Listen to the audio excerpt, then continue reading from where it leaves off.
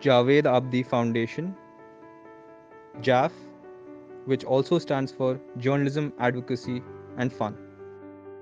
Please subscribe to the channel, press the bell icon, like, comment, and share.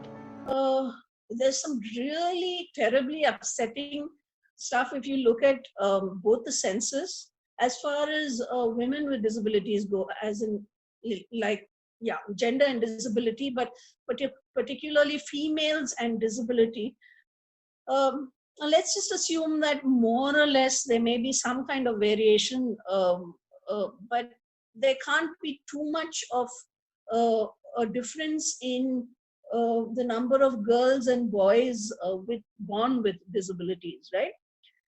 Uh, what the data showed was alarmingly that after this kind of 3 to 5 or 7 or 8 kind of thing, the number of girls with disability dipped drastically. Okay, so you're born disabled until a particular age, more or less, the girls and the boys with disability are more or less the same. And then suddenly, before you reach adolescence, there's this whole bunch of missing girls with disabilities, and there's this huge variation between girls and boys with disabilities. So what's happening? And I suspect that girls with disabilities are just being allowed to die. It's so easy to, quote unquote, allow a person to die. Just today, we received information about a person with spinal cord injury in Tamil Nadu who died this morning. Um, it's so easy to die when you have a spinal cord injury if you're in rural India, and if you inevitably everybody gets, no matter how well informed you are or how careful you are, everybody gets a bed sore. And sure enough, this young boy, adolescent, no, youth, I would say, he was young adult, died of a bed sore, which got really bad. And the mom was busy looking after her husband, who was unwell. And the person who wrote about this, her name is Preeti Srinivasan of Soul Free. She was so angry because through her organization, I think they had supported this young man with, a bed and, all the other paraphernalia, which becomes your life after you acquire spinal cord injury. And she was so angry because she would have helped if she had at least known. Except that sometimes I would not, overly cast too many aspersions, because it's difficult enough to be a carer of a person with disability, but it's kind of crushing when you are a carer, a family struggling with money, with other people's illnesses, and then on top of that you have a COVID crisis, a lockdown, you have limited number of people, absolutely no services from the government. uh, I'd say to some extent, I know it's controversial to say that, you don't try as hard as you would with a non-disabled breadwinner. And I have a feeling that's what happened to all the young girls who were more or less equal as far as being born with a disability goes, and who suddenly disappeared when, in the ages between 3 to, let's say, uh, 14 or whatever. You're simply allowed to die. People don't try hard enough. So there again is something which should be addressed, but which hasn't been addressed. I don't know what the response would be. I mean, it's such a complicated issue.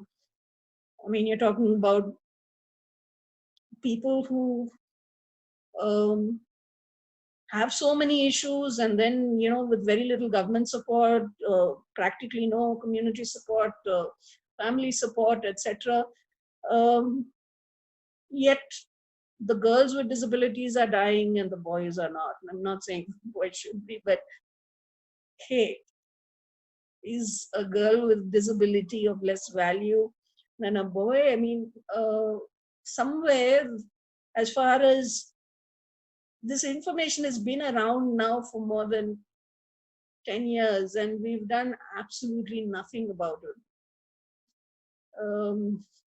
That does not reflect well either on the government or on civil society for that matter. And that's a perfect example of the very limited data that is available and not making use of it, or not even trying to get to the bottom of it.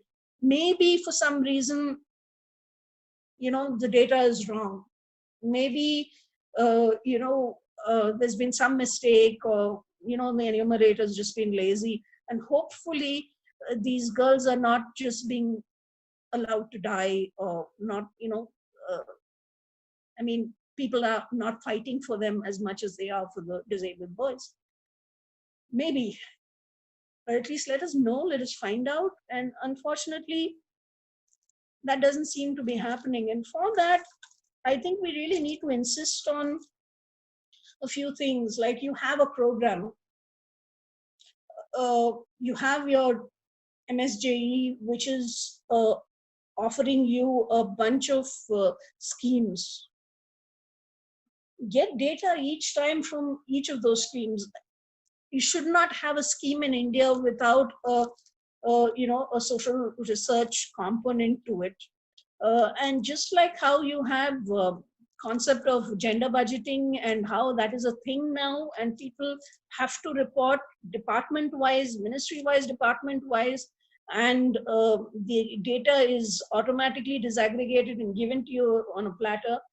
I think there's a need for other groups which tend to get kind of sidelined or forgotten in the discourse, because the data is there.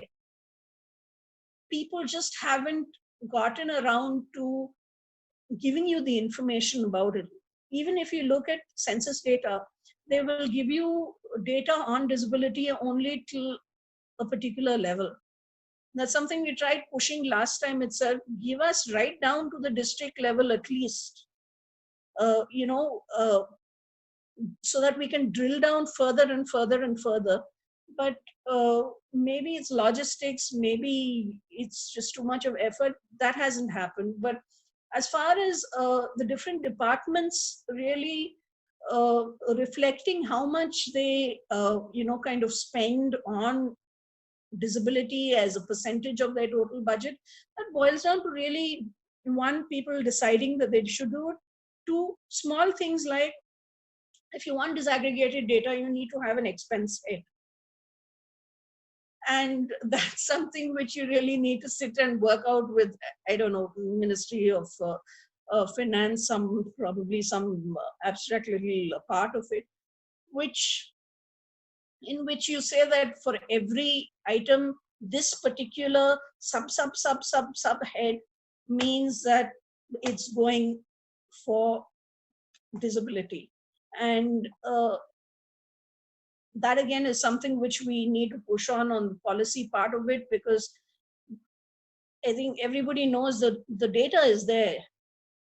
I mean, it's there with the railways on how many people have got concessions. It's there with the various transport commissions as far as all the bus passes have been given.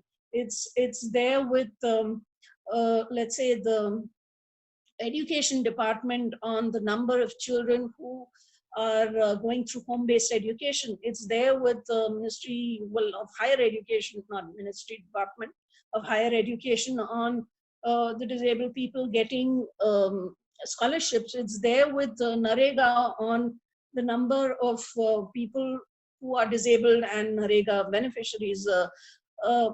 It's all there. But if it comes to really getting that data, you'll find, and this is a bit of a running joke as far as a group of us are concerned in Tamil Nadu. I don't know what it is about being in the bureaucracy, but the first thing people ask for is, somebody new will come into the department, and the first thing they want to do is, let us get the data and let us have a survey. And nobody ever really sees what happens. That data is never made available. That data is, just kind of, if at all a survey happens, it kind of comes and goes. And at the end of the day, when it comes to actually using data, you have to run around, and it reaches the somewhat pathetic state that right now, if you ask me, usable data on disability, who has it? I would say one of the most current things of uh, disability data of all people is the Election Commission of India. And that's so pathetic because as a sector, I think we're just kind of choosing a way because, well, the Election Commission is game. Uh, and we're choosing to get numbers by saying that, okay, if you're a person with disability, just mention that, and the Election Commission will give us the data, and then we're happy. It's in the number of people who ask for wheelchairs when they go out and vote. That data is available. It's there in useful ways. So if you really look at usable data which is available right now, I'd say go to the Election Commission of India. They have it. Whether they'll share it, I don't know, but at least it's there. JAF is a youth led initiative. We deeply appreciate the support of all our interns and volunteers. Thank you. You can follow us on Facebook at Javed Abdi Foundation, and you can tweet us at Rishad Shamir.